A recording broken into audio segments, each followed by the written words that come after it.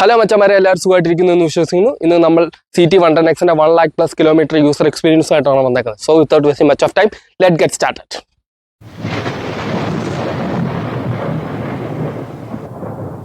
നിങ്ങൾക്കെല്ലാം അറിയാവുന്ന പോലെ തന്നെ ഇത് എൻ്റെ സ്വന്തം വണ്ടിയാണ്. ഈ വണ്ടിയിൽ എനിക്കുണ്ടായ 3 കൊല്ലത്തെ യൂസർ എക്സ്പീരിയൻസ് ആണ് നിങ്ങളുമായിട്ട് ഷെയർ ചെയ്യുന്നത്. ഇതിലുണ്ടായ പോസിറ്റീവ്സും ഇതിലുണ്ടായ ദോഷവശങ്ങളും പിന്നെ ഇതിൻ്റെ സർവീസ് കോസ്റ്റും പിന്നെ ആഫ്റ്റർ മെയിൻ്റെനൻസും ഒക്കെ എങ്ങനെയാണ് എന്നാണ് നിങ്ങളുമായിട്ട് ഷെയർ ചെയ്യാൻ പോകുന്നത്.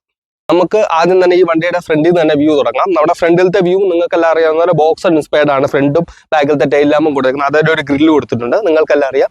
പിന്നെ എടുത്തു പറയേണ്ട ഒരു കാര്യം എന്ന് വെച്ചാൽ ഈ ഹെഡ് ലാമ്പിന്റെ ബ്രൈറ്റിന്റെ ത്രോ അത്യാവശ്യം നല്ല വെട്ടമാണ്. ഓപ്പോസിറ്റ് വരുന്ന ഒരു ബസ്സോ കാർ ആണെങ്കിൽ പോലും നമുക്ക് ഡിം അടിച്ചു തരുന്ന പോലത്തെ ഒരു ബ്രൈറ്റിന്റെ ത്രോ ആണ്. അതൊരു പോസിറ്റീവാണ് ഈ വണ്ടിക്ക് ഒരു കാര്യം. പിന്നെ എനിക്കുണ്ടായ ഒരു ഡിസഡ്വാൻറ്റേജ് എന്ന് വെച്ചാൽ ഇവിടുത്തെ DRL മഴ സമയത്ത് വെള്ളം കയറുന്നു. നിങ്ങൾക്ക് ഇപ്പോൾ ഇവിടെ നോക്കിയാൽ കാണാൻ പറ്റുന്നുണ്ട് ഇവിടെ കയറുന്നത്. പക്ഷെ നമുക്ക് ഇതുവരെ അങ്ങനെ ഇഷ്യൂസോ കാര്യങ്ങളൊന്നും ഉണ്ടായിട്ടില്ല. അത് വണ്ടിയുടെ ഫ്രണ്ടിലത്തെ ബാക്കി വിശേഷങ്ങളിലേക്ക് എടുക്കുകയാണെങ്കിൽ നമുക്കിവിടെ ഒരു സ്റ്റം ഗാർഡ് കാണാൻ പറ്റുന്നുണ്ട്. ഈ സ്റ്റം ഗാർഡ് അത്യാവശ്യം ക്വാളിറ്റി ഉണ്ടെന്നേ പറയാൻ പറ്റുന്നത്. എന്ന് പറഞ്ഞ് ഓവർ ക്വാളിറ്റി കാര്യങ്ങളൊന്നുമില്ല. ഏകദേശം ഒരു 20,000 കിലോമീറ്റർ ആയപ്പോഴത്തേക്ക് ഇത് നമുക്ക് ഇതുപോലെ ബ്രേക്ക് ആയി പോയിട്ടുണ്ട്. രണ്ട് സൈഡിൽ നിങ്ങൾക്ക് ഇവിടെ കാണാൻ പറ്റുന്നുണ്ട് ഇവിടെ ബ്രേക്ക് ആയിരിക്കുന്നത്. നമ്മൾ ഇതിന് റീപ്ലേസ്മെന്റ് ചോദിച്ചപ്പം റീപ്ലേസ്മെന്റ് പാർട്സ് അവൈലബിൾ അല്ല എന്ന് പറഞ്ഞിട്ട്. പിന്നെ സ്റ്റമ്മിന്റെ ഓയിൽ നമുക്ക് ഏകദേശം 12,000 കിലോമീറ്റർ ഞാൻ റെഗുലറായിട്ട് ചേഞ്ച് ചെയ്യുന്നുണ്ടായിരുന്നു. ഏകദേശം ഒരു 12,000 കിലോമീറ്റർ ഒക്കെ ആകുമ്പോൾ നമ്മുടെ ടയർ വെട്ടി തയ്യാനായിട്ട് നമുക്ക് ചെറുതായിട്ടൊക്കെ തുടങ്ങും. അപ്പം നമ്മളങ്ങ് മാറ്റിയാൽ മതി. എനിക്കിതുവരെ ലീക്കോ കാര്യങ്ങളോ ഒന്നും ഉണ്ടായിട്ടില്ല. പിന്നെ വണ്ടിയുടെ ഫ്രണ്ടിലത്തെ ടയറിലേക്ക് എടുക്കുകയാണെങ്കിൽ ടയർ വരുന്നത് ട്യൂബ്ലെസ് ടയർ അല്ല, ട്യൂബ് ടയർ ആണ് വരുന്നത്.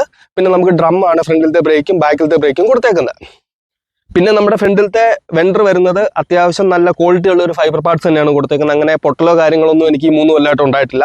പിന്നെ നമ്മുടെ ഇൻഡിക്കേറ്റർ വരുന്നത് നമ്മുടെ പൾസറിലൊക്കെ ഇൻസ്പയർഡ് ആയിട്ടുള്ള അതേ രീതിയിലുള്ള ഫ്ലെക്സിബിൾ ആയിട്ടുള്ള ഇൻഡിക്കേറ്റേഴ്സ് ആണ് ഫ്രണ്ടിലും ബാക്കിലും കൊടുത്തേക്കുന്നത്.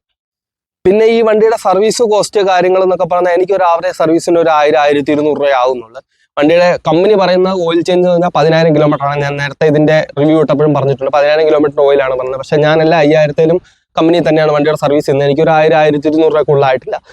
ഇനി ഈ വണ്ടിയിൽ എടുത്തു പറയേണ്ട ഒരു കാര്യം എന്ന് വെച്ചാൽ ഇതിന്റെ ക്രാഷ് ഗാർഡാണ്. ഇതൊരു വെറൈറ്റി ഡിസൈനിലാണ് കൊടുത്തേക്കുന്നത്. നമുക്ക് കൊച്ചു പിള്ളേരൊക്കെ ഉണ്ടെങ്കിൽ ഫ്രണ്ടിൽ കാല് വെച്ചിരിക്കാവുന്ന രീതിയിലാണ് നമുക്ക് ഇവിടെ കൊടുത്തേക്കുന്നത്. പിന്നെ ഇവിടെ ഒരു പ്രൊട്ടക്ഷൻ കൊടുത്തിട്ടുണ്ട്. ഇതൊരു എടുത്തു പറയേണ്ട രീതിയിലുള്ള പ്രൊട്ടക്ഷൻ തന്നെയാണ്. നമ്മൾ അത്യാവശ്യം ഓഫ് റോഡൊക്കെ ചെയ്യുന്ന സമയത്തോ അല്ലെങ്കിൽ നമ്മൾ ഓഫ് റോഡിൽ കൂടെ ഒക്കെ പോകുന്ന സമയത്ത് നമുക്ക് ഈ കല്ല് ഇവിടെ വന്നിടിക്കും. നമുക്ക് ഇവിടെ ചളുക്കോ കാര്യങ്ങളൊന്നും പറ്റാതെ അത് ശരിക്കും പലതവണ തന്നെ പ്രൊട്ടക്ട് ചെയ്തിട്ടുള്ള സാധനമാണ്. പിന്നെ നമ്മുടെ ഗിയർ വരുന്നത് ഇതൊരു 4 സ്പീഡ് ഗിയർ ബോക്സ് തന്നെയാണ് വണ്ടിക്ക് സ്റ്റാൻഡേർഡായിട്ട് എല്ലാ മോഡൽസിനും കൊടുത്തേക്കുന്നത്.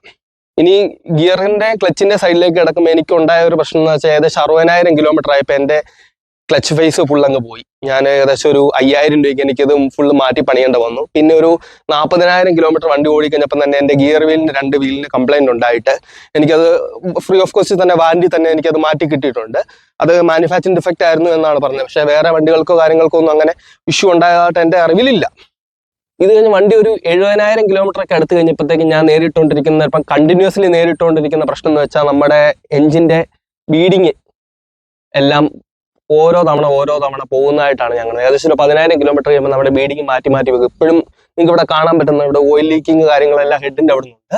നേരത്തെ നമ്മുടെ ഇവിടുന്ന് വന്നിട്ട് ഈ നമ്മുടെ ഗിയർ ലിവറിന്റെ താഴെ നിന്ന് വന്നിട്ടുണ്ടായിരുന്നു.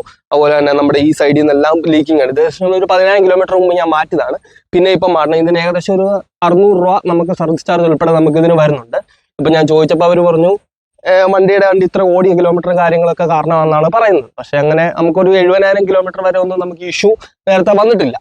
പിന്നെ ഈ വണ്ടിയിൽ ഞാൻ ഏറ്റവും കൂടുതൽ വേണമെന്ന് ആഗ്രഹിച്ച ഒരു സാധനം എന്ന് വെച്ചാൽ സൈഡ്സ് ആൻഡ് കട്ട് ഓഫ് ആണ്. അത് എൻ്റെ ഒരു പ്രശ്നമാണ്. ഞാൻ പലപ്പോഴും സ്റ്റാൻഡ് വെച്ചിട്ട് വണ്ടി അങ്ങ് എടുത്തുകൊണ്ട് പോകും. പെട്രോൾ പമ്പിൽ നിന്ന് പെട്രോൾ അടിച്ച് കഴിയുമ്പോഴത്തേക്ക് ഞാൻ സ്റ്റാൻഡ് എടുക്കാതെ അങ്ങ് പോകുന്ന ഒരു ഇഷ്യൂ എനിക്ക് പലതവണ ഉണ്ടായിട്ടുണ്ട്. ഒരു കട്ട് ഓഫും കാര്യങ്ങളെല്ലാം വേണമെന്നാണ് എൻ്റെ ഒരു ആഗ്രഹം. പേഴ്സണലി പുതിയ മോഡലെല്ലാം അത് ഉണ്ടെന്നാണ് എനിക്കറിയാൻ പറ്റിയത്. 125-ലൊക്കെ ഉണ്ടെന്നാണ് അറിയാൻ പറ്റിയത്. പിന്നെ ചെയിൻ സോക്കറ്റിൻ്റെയും ലൈഫ് എന്ന് ചോദിച്ചാൽ ഏകദേശം ഒരു 25,000 കിലോമീറ്റർ ചെയിൻ സോക്കറ്റും കിട്ടത്തുള്ളൂ. ഇതിപ്പം 4ാമത്തെ ചെയിൻ സോക്കറ്റാണ് ഇട്ടേക്കുന്നത്. ഞാൻ കറക്റ്റായിട്ട് ഓയിൽ കാര്യങ്ങളെല്ലാം 1000 കിലോമീറ്റർ ചെയ്യുന്നുണ്ട്. ഇത് ക്ലോസ് ചെയിൻ ആണ് വരുന്നത്. എന്നാലും നിങ്ങൾക്ക് ഒരു 25,000 കിലോമീറ്റർ ചെയിൻ ലൈഫ് കിട്ടുന്നു. പിന്നെ ചേഞ്ചിങ് കോസ്റ്റ് എന്ന് വെച്ചാൽ നമ്മൾ ഷോറൂമിൽ ചെയ്യുകയാണെങ്കിൽ ഏകദേശം 2,500 രൂപ നമുക്ക് ലേബർ ഉൾപ്പെടെ ഇതാകുന്നതാണ്.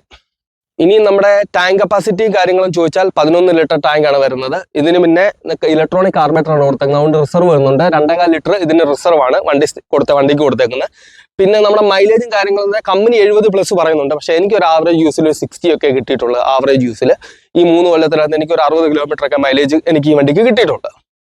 ഈ വണ്ടി എടുത്ത് അന്ന് തൊട്ട് ഞാൻ ഇന്ന് വരെ നേരിടുന്ന ഒരു പ്രശ്നം പലതവണ ഷോറൂമിൽ കൊണ്ട് കാണിച്ചപ്പോഴും അവർക്ക് സോൾവ് ചെയ്യാൻ പറ്റാത്ത ഒരു ഇഷ്യൂ എന്ന് വെച്ചാൽ നമ്മുടെ ഈ വണ്ടി സ്റ്റാർട്ട് ചെയ്യുന്ന സമയത്ത് ചില സമയത്ത് അങ്ങ് ഓഫ് ആയി പോയി കഴിഞ്ഞാൽ സ്റ്റാർട്ട് ചെയ്യുന്ന സമയത്ത് ഇപ്പം ഒറ്റയടിക്ക് സ്റ്റാർട്ടായി. പക്ഷെ ചില സമയത്ത് വണ്ടിയുടെ ഹെഡ്ലൈറ്റ് എല്ലാം മിന്നി നമ്മുടെ ചാർജ് ഡൗൺ ആയ പോലെ മിന്നി കത്തി ഒരു 3-4 തവണ അടിച്ചു കഴിഞ്ഞാലേ വണ്ടി സ്റ്റാർട്ട് ആകത്തുള്ളൂ.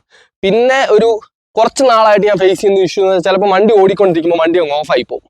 ഓഫായി കഴിഞ്ഞാൽ പിന്നെ സെൽഫ് അടിച്ചാലോ കിക്കർ അടിച്ചാലോ വണ്ടി സ്റ്റാർട്ട് ആകത്തില്ല. ഒരു 1 വീക്ക് മുമ്പ് പോലെ എനിക്ക് ഇഷ്യൂ ഉണ്ടായിട്ട് ഞാൻ അവസാനം കയറ്റത്തെ നിന്ന് 3-4 തവണ തള്ളി താഴോട്ടിറക്കി കഴിഞ്ഞപ്പോഴാണ് വണ്ടി സ്റ്റാർട്ടായത്. പക്ഷേ അങ്ങനെ സ്റ്റാർട്ടായി കഴിഞ്ഞാൽ ഓടിക്കഴിഞ്ഞാൽ അങ്ങ് വണ്ടി ഓടിക്കോളും. നിങ്ങൾക്ക് ഇങ്ങനെ ഒരു ഇഷ്യൂ ഫേസ് ചെയ്യുന്നുണ്ടെങ്കിൽ നിങ്ങൾ കമൻറ്റ് ചെയ്യുക. ഇതിന് എന്തെങ്കിലും നിങ്ങൾക്ക് റെസൊല്യൂഷനോ കാര്യങ്ങളോ കിട്ടിയിട്ടുണ്ടെങ്കിൽ അതും ഒന്ന് ഹെൽപ്പ് ചെയ്യാൻ പറ്റുവാണെങ്കിൽ നിങ്ങൾ പറയുവാണെങ്കിൽ എനിക്കൊരു ഹെൽപ്ഫുൾ ആയിരിക്കും. ഇത് ഞാൻ പലവണ ഷോറൂമിൽ കാണിച്ചു, പക്ഷെ അവർക്ക് ഈ ഒരു ഇഷ്യൂ ഇതുവരെ സോൾവ് ചെയ്യാൻ പറ്റിയിട്ടില്ല. പിന്നെ ഞാൻ ഫേസ് ചെയ്യുന്ന ഒരു ഇഷ്യൂ എന്ന് വെച്ചാൽ നമ്മുടെ ഹെഡ് ലാമ്പ് ഒരു 10,000 കിലോമീറ്റർ കൂടുമ്പോൾ അടിച്ചു പോകുന്ന പരിപാടിയാണ്. ഇത് 5-ാമത്തെ 6-ാമത്തെ കണ്ട് ഹെഡ് ലാമ്പാണ് ഞാൻ ഇടുന്നത്. ഒന്നെങ്കിൽ ബ്രൈറ്റ് അല്ലെ ഡിം ഏതെങ്കിലും അടിച്ചു പോകും. പക്ഷെ നമുക്ക് നിങ്ങൾക്കിത് കാണാവുന്നതാണ്. ഇതിപ്പം നമുക്ക് DRL ഉള്ളതുകൊണ്ട് നമുക്ക് എപ്പോഴും ഹെഡ് ലാമ്പ് ഓൺ ആക്കി ഇട്ടിട്ട് ഓടിക്കേണ്ട കാര്യമില്ല. ഇപ്പം നിങ്ങൾക്ക് കാണാം ഇവിടെ ബ്രൈറ്റ് ഇല്ല. പക്ഷെ എന്നിട്ട് ഈ ഹെഡ് ലാമ്പ് എന്താണ് ഇങ്ങനെ അടിച്ചു പോകുന്നതെന്നാണ് എനിക്കറിയാൻ മേലാത്തത്. ചിലപ്പം വയറിങ്ങിൻ്റെയോ എന്തിൻ്റെയോ ഇഷ്യൂ ആയിരിക്കും. പിന്നെ ഞാൻ ഫേസ് ചെയ്തൊരു ഇഷ്യൂ എന്ന് വെച്ചാൽ വണ്ടിയുടെ ഷോക്ക് ഏകദേശം 50,000 കിലോമീറ്റർ കഴിഞ്ഞപ്പോൾ എനിക്ക് ഷോക്ക് മാറ്റേണ്ട വന്നിട്ടുണ്ട്. അതിന് ഏകദേശം ഒരു 3,000 രൂപ എനിക്ക് കമ്പനിയിൽ നിന്ന് തന്നെ ആയിട്ടുണ്ട്. അത് നമുക്ക് വാറന്റിയിൽ ചെയ്ത് കിട്ടത്തില്ല. നോർമൽ വിയർ ആൻഡ് ടയർ വരുന്നതുകൊണ്ട് അത് കിട്ടത്തില്ല. നമ്മൾ വെളിയിൽ നിന്ന് മേടിക്കുവാണെങ്കിൽ ഏകദേശം 10,000-2,000 രൂപ. പിന്നെ ഞാൻ ഷോറൂമിൽ തന്നെ ചെയ്തുകൊണ്ട് എനിക്കൊരു 3,000 രൂപയായി 2 അങ്ങനത്തെ ഒരു ഇഷ്യൂ കാര്യങ്ങളുണ്ട്. പിന്നെ ഈ ഷോക്ക് പോകുന്ന സമയത്ത് നമുക്ക് അത്യാവശ്യം നല്ല നടുവേനയും കാര്യങ്ങളും വരും. പക്ഷെ ഇട്ട് കഴിഞ്ഞാൽ നമുക്ക് ആ ഒരു ഇഷ്യൂ കാര്യങ്ങളൊന്നുമില്ല. പിന്നെ റൈഡിങ് കംഫോർട്ടിനെ പറ്റി പറഞ്ഞാൽ നല്ല അത്യാവശ്യം ലോങ് ആയിട്ടുള്ള സീറ്റാണ്. 2 പേർക്ക് ഒരു കുഞ്ഞിനോട് ഇരിക്കാവുന്ന രീതിയിലുള്ള ഡിസൈൻ ചെയ്തേക്കുന്ന സീറ്റാണ് ഇതിനോട്. റൈഡിങ് കംഫോർട്ടോ കാര്യങ്ങളിലോ ഒന്നുമില്ല. പിന്നെ ഞാൻ നേരത്തെ എൻ്റെ വീഡിയോയിൽ പറഞ്ഞായിരുന്നു എനിക്ക് നടുവേന കാര്യങ്ങൾ ചില സമയത്ത് വരാറുണ്ട്. അത് ലോങ് ട്രിപ്പൊക്കെ പോകുന്ന സമയത്ത് എനിക്ക് നടുവേന വരും. അത്യാവശ്യം എനിക്ക് വെയിറ്റ് ഉള്ളതുകൊണ്ടായിരിക്കും അങ്ങനെ വരുന്നത്. പക്ഷേ ആ വീഡിയോയുടെ താഴെ പലരും പറഞ്ഞു അവർക്ക് അങ്ങനെ നടുവേനയോ കാര്യങ്ങളൊന്നും വരുന്നില്ല എന്ന്. അത് എന്തായാലും നല്ല കാര്യം, നിങ്ങൾക്ക് നടുവേന വരാതിരിക്കട്ടെ. ഈ വണ്ടിയിൽ എടുത്തു പറയേണ്ട ഒരു കാര്യം എന്ന് വെച്ചാൽ നമ്മുടെ ഈ 2 സൈഡിലും കൊടുത്തേക്കുന്ന നമ്മുടെ ലേഡീസ് ആരി ഗാർഡും ഫുഡ് റെസ്റ്റും കൂടെയാണ്. നമ്മുടെ നോർമൽ ഫുഡ് റെസ്റ്റ് ഇല്ലാതെ തന്നെ നമുക്ക് ഇത് യൂസ് ചെയ്യാൻ പറ്റുന്നതാണ്. ഞാൻ ഇപ്പുറത്തെ സൈഡിൽ ബോക്സ് വെച്ചേക്കുന്നതുകൊണ്ട് നമുക്കത് അപ്പുറത്തെ സൈഡിലത്തെ കാണാൻ പറ്റാത്തതാണ്. പക്ഷേ 2 സൈഡിലുണ്ട്. ഞാൻ ഈ ബോക്സ് വെച്ചേക്കുന്നതിന് മുമ്പ് നമുക്ക് 2 സൈഡിലും നമുക്ക് നോർമൽ ഫുഡ് റെസ്റ്റ് ഇല്ലാതെ നമുക്ക് ഇരിക്കാൻ പറ്റുന്നുണ്ട്. പിന്നെ പറയേണ്ട ഒരു കാര്യം എന്ന് വെച്ചാൽ നമ്മുടെ ഈ ബാക്കിലത്തെ ടെയിലിൻ്റെ എക്സ്റ്റൻഷനാണ്. ഇതുകൊണ്ട് പല സമയത്തും തന്നെ വണ്ടി ഭിത്തിയിലൊക്കെ ബാക്കി എടുക്കുമ്പോൾ റിവേഴ്സ് പോയി ഇടിക്കുമ്പം ഈ ഗ്ലാസ് പൊട്ടാതെ അല്ലെങ്കിൽ ബ്രേക്ക് ലൈനിൻ്റെ ഗ്ലാസ് പൊട്ടാതെ ഇതെന്നെ പല സമയം സഹായിച്ചിട്ടുണ്ട്. അപ്പം ഇതൊക്കെയാണ് എനിക്ക് നിങ്ങളോട് പറയാനുള്ളത്. പിന്നെ ഈ വണ്ടിയിൽ ഞാൻ നേരത്തെ പറഞ്ഞ പോലെ തന്നെ കുറച്ച് ഇഷ്യൂസും കാര്യങ്ങളൊക്കെ ഉണ്ട്. അത് എൻ്റെ പേഴ്സണൽ ഇഷ്യൂ ആണെന്നാണ് ഞാൻ വിശ്വസിക്കുന്നത്. ഈ വണ്ടി എൻ്റെ മോഡലിനുണ്ടായ ഒരു ഇഷ്യൂ ആണെന്നാണ്. നിങ്ങൾക്ക് ഇങ്ങനത്തെ ഇഷ്യൂ ഫേസ് ചെയ്തിട്ടുണ്ടെങ്കിൽ നിങ്ങളത് കമൻറ്റ് ബോക്സിൽ ഒന്ന് മെൻഷൻ ചെയ്യുകയാണെങ്കിൽ നല്ലതായിരിക്കും.